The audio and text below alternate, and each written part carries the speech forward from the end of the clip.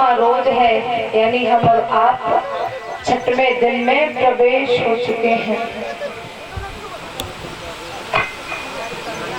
सती रसैया जैसी हमारी माताएं, छोटे छोटे बच्चे, नौजवान भाई, पिता तुल्य हमारे बुजुर्ग, बड़े ही सौभाग्य की बात है जो भगवान की अमृतमयी कथाएं चल रही हैं। उन कथाओं में अमूल्य समय निकालकर हम और आप अपना जीवन धन्य बना रहे हैं।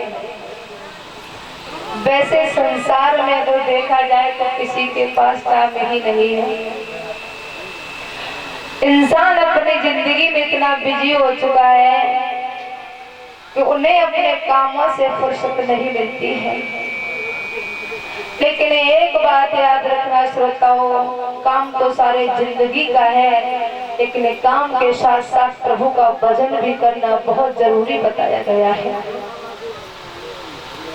बिगर भजन के हमारा तुम्हारा जीवन उद्धार नहीं हो सकता है,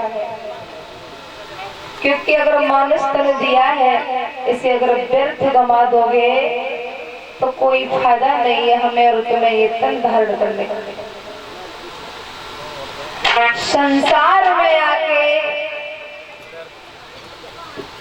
हमें और आपको ऐसा काम करना चाहिए, क्योंकि जैसे हमारे शरीर के कोई दूसरे के लिए ऐसा काम हो जाए जिसको कष्ट पहुंचे,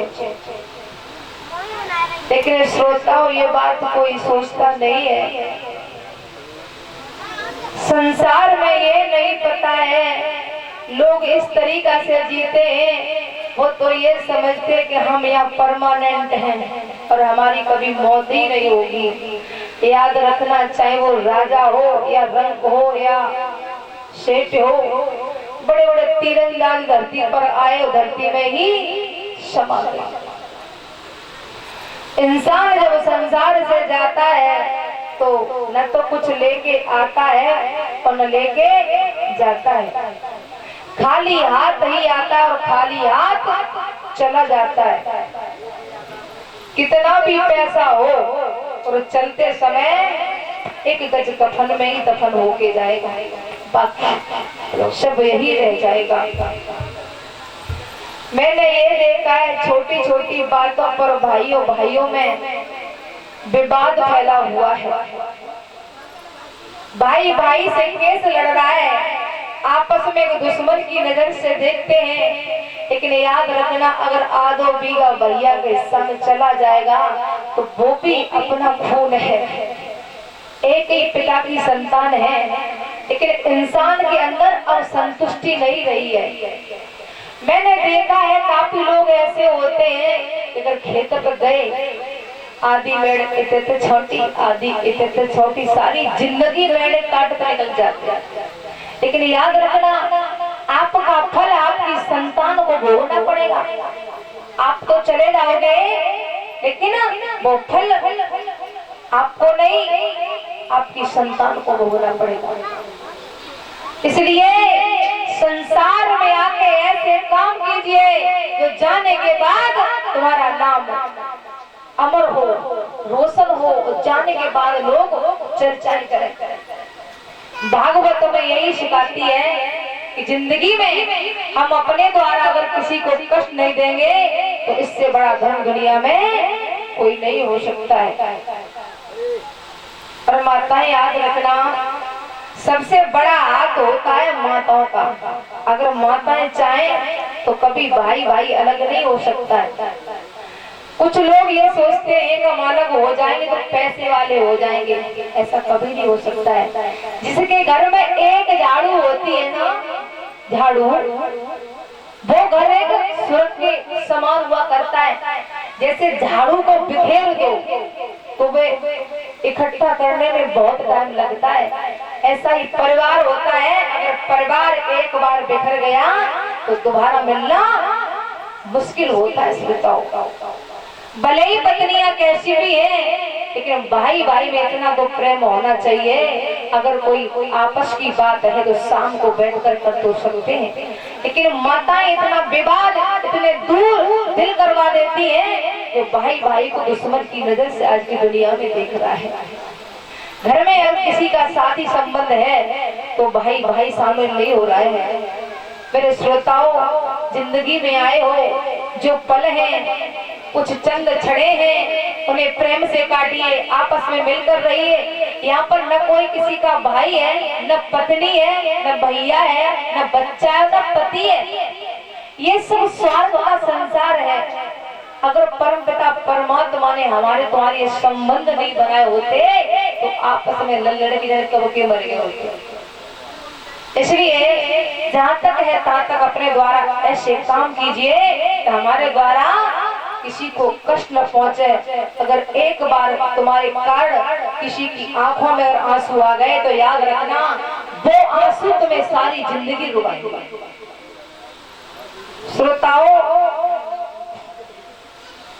एक भाई था, एक बड़ा था, एक छोटा। उन भाइयों में बहुत प्रेम था। कुछ समय बाद बड़े भाई की मृत्यु हुई तो उसकी पत्नी ने जवाब दिया, आपका भाई मर चुका है, आप अपने भाई की मिट्टी पर नहीं जाओगे। लेकिन उन भाइयों में इतना प्रेम था कि छुप छुप के मिला करते थे। जब तक वो एक दूसरे से मिलने लेते थे तब तक उनको चैन नहीं पड़ता था।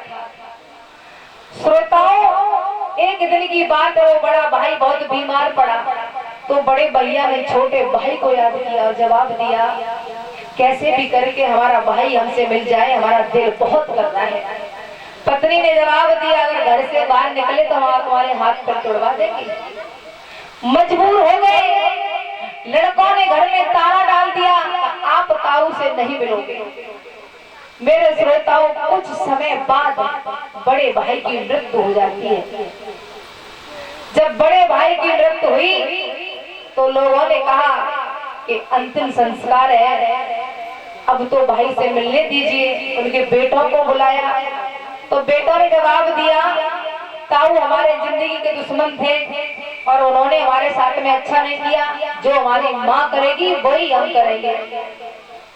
बच्चों में जैसे संस्कार डालोगे वैसे ही पड़ेंगे। जब आपस में भाई भाई विवाद में रहेंगे तो संतान जैसा देखेगी वैसा ही तो करेगी।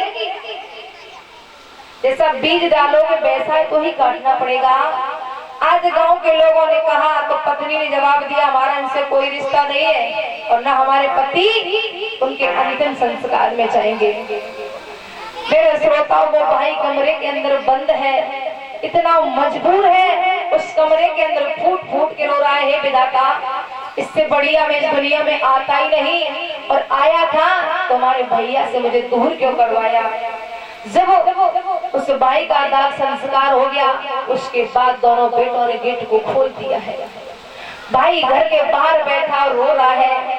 कुछ समय बाद उनकी तेरी हुई तो गांव वाले ने कहा अब तो शामिल हो जाइए।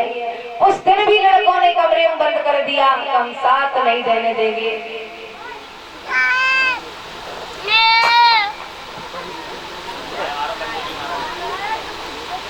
अर्जेश भैया व्यास मंच पर आ जाइए, कहाँ चले गए? मेरे श्रोताओं, आज 13वीं का दिन हुआ तो शाम तक 13वीं चलती रही। 11 बजे के बाद बच्चों ने गेट खोला। देखिए भाई का दिल, जब 11 बजे गेट खोला पूरा घर सो गया। कुछ 2-4 लोग पंगत में बैठे हुए थे तो भाई की आत्मा नहीं मानी और वो भाई घर से निकला। कुछ अन्य जात के लोग दावत खा रहे थे। आज उसी दावत में वो भाई बैठा है जाके, तो गांव वालों ने कहा भैया आप जब खत्म हुए तब नहीं आए, जिंदा थे तब नहीं आए, लेकिन आपको आज मौका कैसे मिल गया। उस भाई ने दोनों हाथ जोड़े कि भैया हम बहुत मजबूर थे। त्रिया का जाल बहुत बुरा होता है, अगर उसकी हम बात नहीं मानते हैं तो भी फदियते और मान लो तो भी फदियते, मजबूर थे। आज उसके भतीजे बाहर निकल के आए और ताऊ को सीने से लगाया, बोले कि ताऊ पिता तो इस दुनिया से चले ही गए हैं, लेकिन अब तो ऐसा कीजिए हम सब भाई एक साथ रहें, इससे बढ़ के दुनिया में हमारे लिए कोई खुशी नहीं है। तो मैं यही कहना चाहूंगी माताएं, इतने दिल मत बटवाइए जो एक दिन भैया भैया से मिलने के लिए मजबूर हो जाए। हमेशा परिवार बना हुआ अच्छा लगता है, अगर परिवार बना हुआ होगा तो बाहर का कभी कुछ नहीं कह सकता है। परिवार अगर बिखरा हुआ चल रहा है, उसमें आग लगाने वाले पता नहीं कितने पैदा हो जाएंगे। इसलिए हमेशा सोच समझ कर काम करना चाहिए। बोलिए गोविंद भगवान की। 2 लाइन का भजन बोलेंगे, फिर बड़ी सुंदर आ रही है।